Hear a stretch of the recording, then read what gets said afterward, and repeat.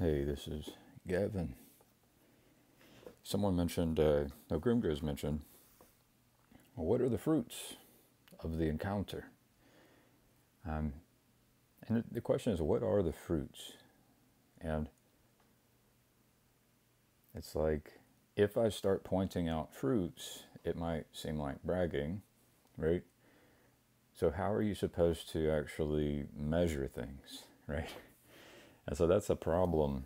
If we can't measure things, then we can't analyze, and compare and distinguish. We can't discern.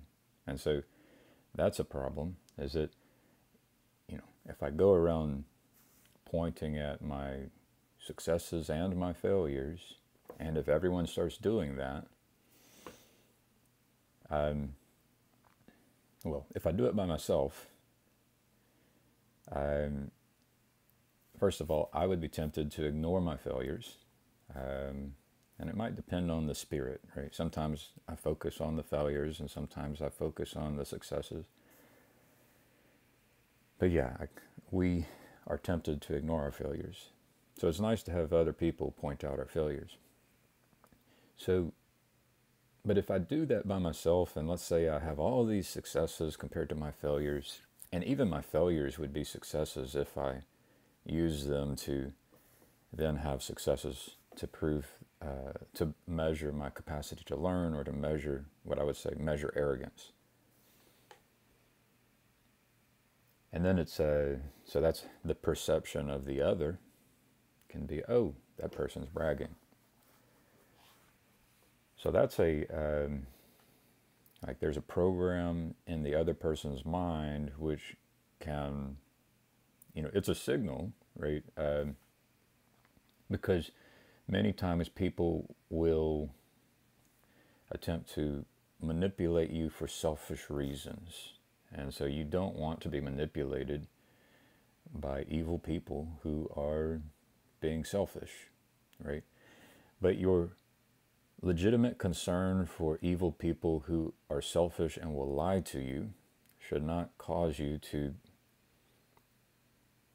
disregard good people who are simply attempting to put out a resume, a the best resume possible that is as true and accurate as possible.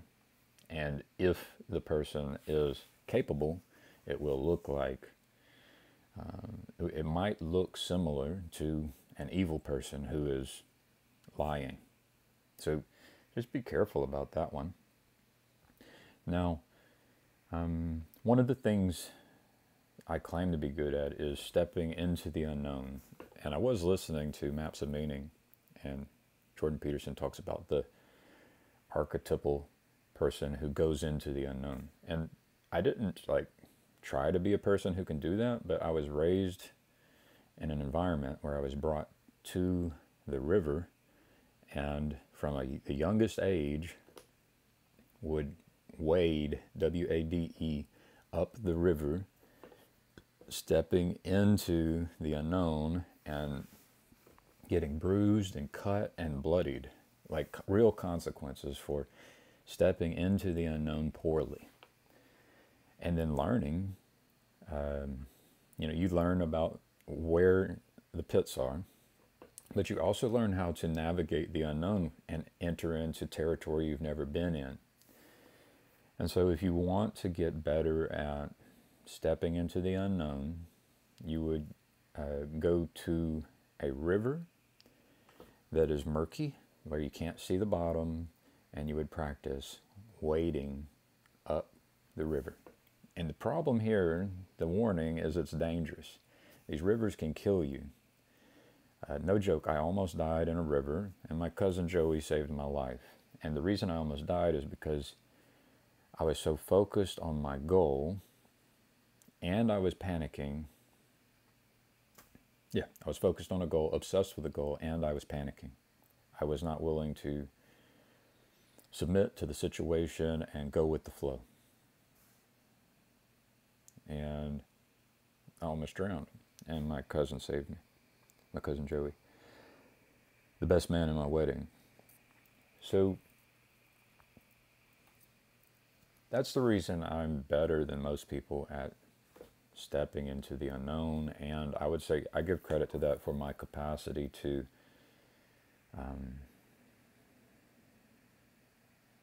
step into the unknown spiritually. There is a like when you there is a correlation between training you can do in the world and what happens in your mind, the spiritual realm. And so it's not like I'm bragging. I'm just saying this is how you get good at this skill. Most people don't do this skill. And there are other ways to develop this muscle and this skill. And if you're good at it, then that's a good skill to have. But then there's something called a skill stack, where you can have multiple skills. And I've noticed, some people, there's a question, how have you cooperated on a team? How good are you at working on a team? And that's another skill that I have. Now, I have to point out my weakness is communication. I'm not a very good communicator, and I'm better than I was, and I will hopefully get better as I step into those places and get bloodied and bruised and learn to avoid some things. And note, pointing out my weakness is based on a learning. Like if I don't point out my weakness, it sounds like I'm arrogant, because people actually don't have a definition of arrogance like I do, which I suggest, which is capacity to learn, grow, and transform. And so that's a skill, being able to work, within a team. And I don't claim to be the best at that. I am better than most people, but that's not saying a lot. And I think I'm getting better because the third skill I have, I'm actually better than most people and better than 90+% of people, is learning. I have a skill at learning. It's connected to the skill at stepping in the unknown. And so when I say that Jordan Peterson gave bad advice about at least don't lie, like it's kind of like the golden rule. The golden rule is a good rule. It's not the best rule. Jordan Peterson gave you a rule that says, at least don't lie. It's like the golden rule. It's a good rule, but it's not the best rule. The best rule is seek clarity and resolution, right? So if someone says something you don't understand or disagree with, that is an opportunity for increasing clarity and resolution within yourself or the other. And so you can respond. Like, the question is, what is the proper error correction process? And how important is error correction within the mind compared to everything else? So where are you giving your attention? All connects back to stepping into the unknown and navigating the darkness. There's a blue heron.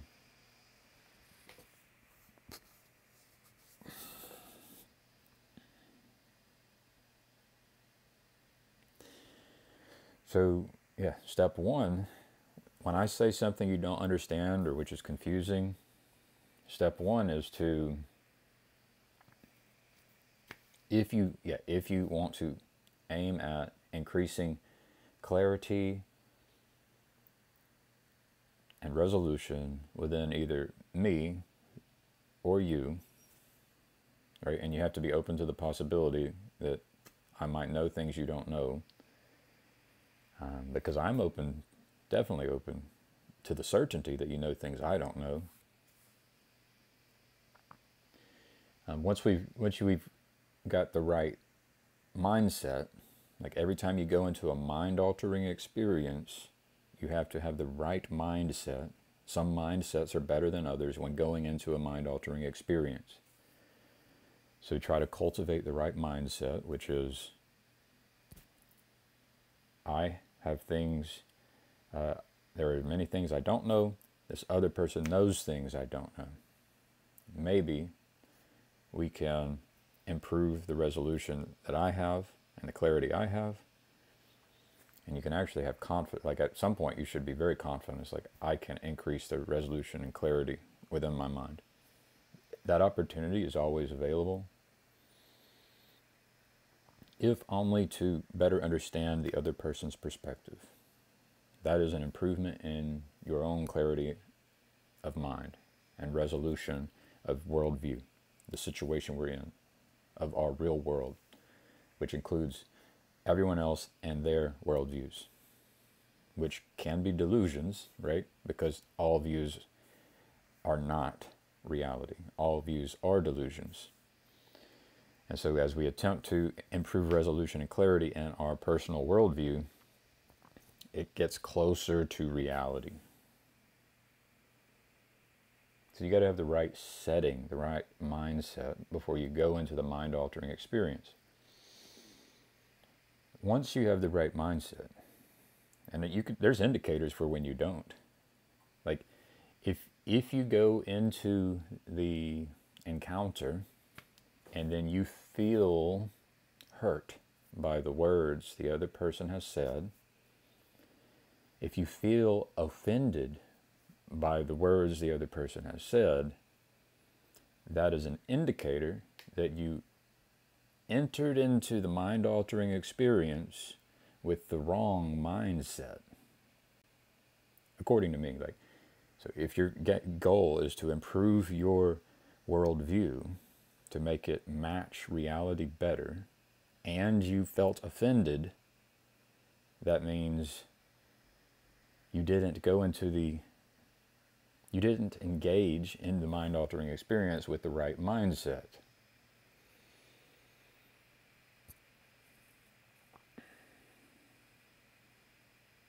So what does it look like when two people actually engage with the right mindset?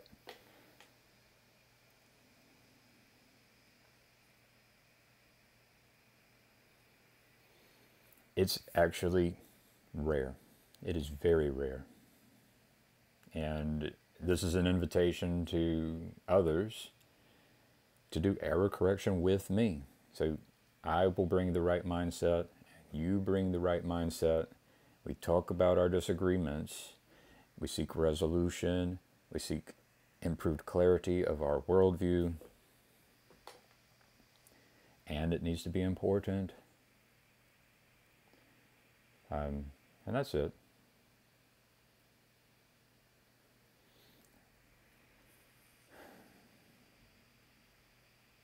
There's a question of what is most important. I've said attention is the most valuable resource in the world. And you can ask yourself, where would your attention be if it is not on this task of error correction of our worldview, your worldview and my worldview, right? Where else should the attention be? And every time your attention is on something else other than improving the worldview, and the feelings emerge, which are uncomfortable, just notice those uncomfortable feelings and attempt to remember what I'm saying, that we can reorient our mindset with the goal of improving our worldview. And then the uncomfortable feelings will subside as we appreciate a better understanding. And I'll end it with, my son said something incredible. He asked me, he said, Daddy, what was it exactly? Why do we thank God for pain? And I was like, whoa. I said, I'm going to want to know where that came from, but that's a really good question.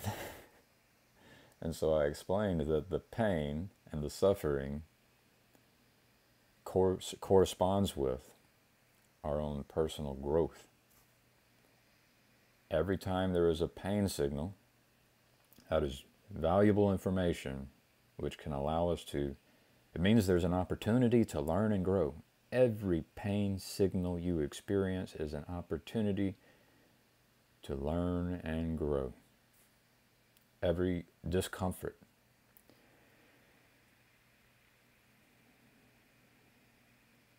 And that's how you talk to God, people. It's not in a book. But I asked him, I said, where did you hear that? I have not said that to you. And